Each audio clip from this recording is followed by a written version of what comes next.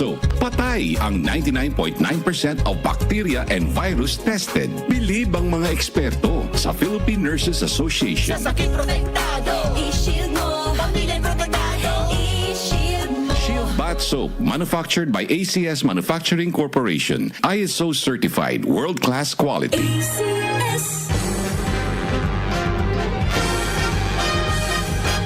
Ikaw ba'y matagal nang naghihirap sa iyong karamdaman? Hindi gumagaling at pabalik-balik na lamang ang mga sakit? Kaibigan sa Kalusugan, naiibang pamamaraan upang matulungang labanan ang inyong mga karamdaman. Kaibigan sa Kalusugan. Abangan Lunes hanggang Biyernes, alas 6 hanggang alas 7 ng gabi, dito lamang sa DWWW 774, your ultimate music radio. Goodbye to me, Mancha. Hello, Bright Bar Blue. Isang labanan yan. Bright Bar Blue. Pride Bar Blue with powerful stain-away enzymes. Malupit magtanggal ng dumit mancha pero di masakit sa kamay. Goodbye to me, Mancha.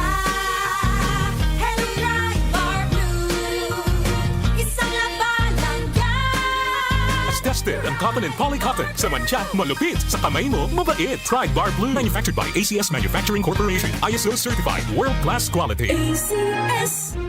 Wala pang pagsubok na dumating sa iyo na hindi nararanasan ng lahat ng tao. Tapat ang Diyos at hindi niya ipapahintulot na kayo'y subukin ng higit sa inyong makakaya. Sa halip, pagdating ng pagsubok, bibigyan niya kayo ng lakas upang mapagtagumpayan iyon. Unang liham sa mga taga-Korinto, Kabanata 10, Talata 13. Ang mabuting balita ay hatid sa inyo ng MX3. MX3. Tunay, natural at original. Narito na ang 774 News Update. News Update.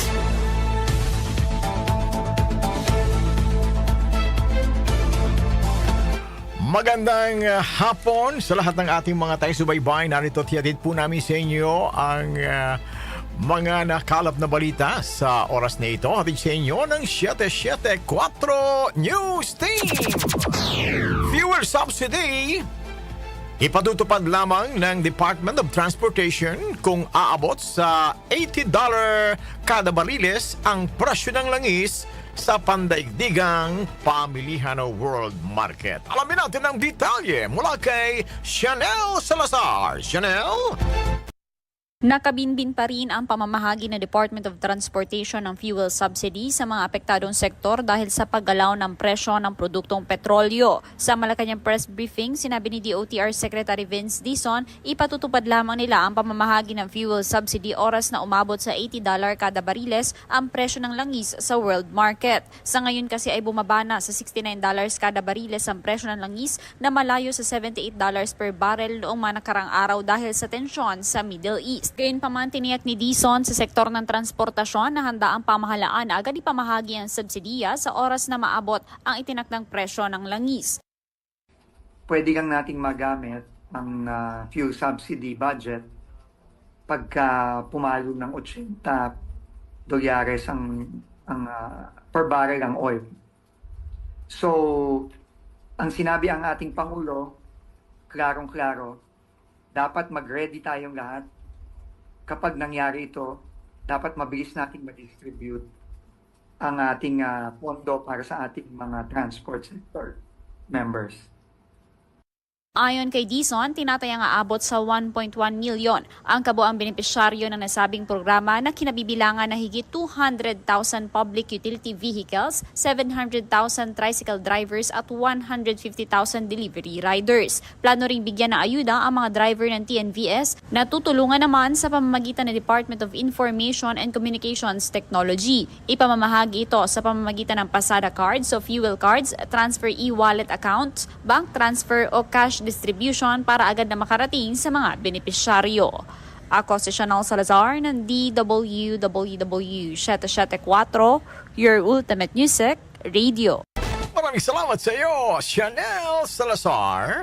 Dumako tayo sa ibang balita. 50% o 50% discount sa pasahe ng mga estudyante sa MRT umaayon sa pagsisikap na mabigyan ng akses sa dekalidad na edukasyon ang mga kabataan. Ang detalye nito, pakinggan natin si Grace Mariano. Grace?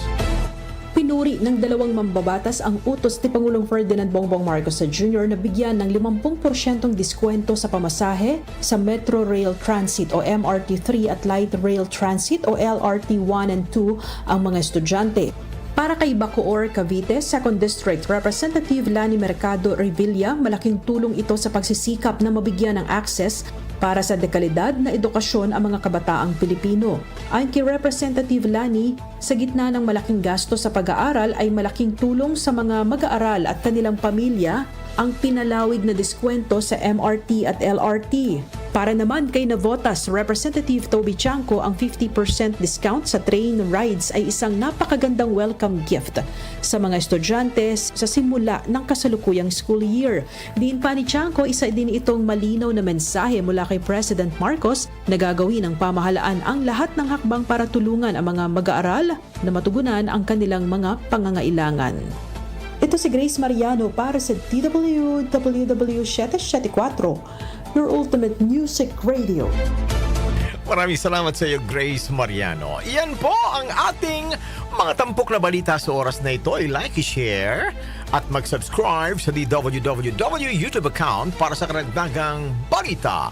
Ang DWWW 774 ay sabayang napapakinggan sa 107.9 DWHT FM Dagupan at napapanood sa DWHT Facebook page. Ako po naman ang inyong naging tagapagbalita, Larry Damian.